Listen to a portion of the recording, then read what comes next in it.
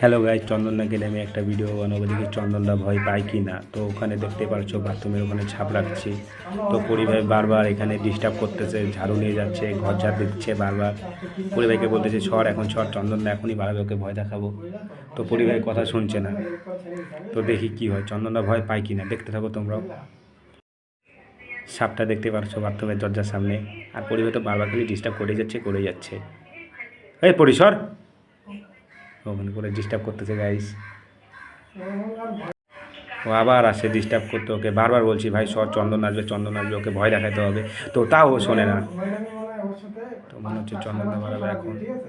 পুরি কথা শুনছে না, বাবার জন্য সামনেই আছে। তো ভিডিওটাও তোমরা এর জন্য ভালো মতো দেখতে পাচ্ছ না। চন্দনার বাড়ানোর টাইম মনে হয়ে গেছে, কারণ অনেকক্ষণ হচ্ছে বাথরুমে গেছে।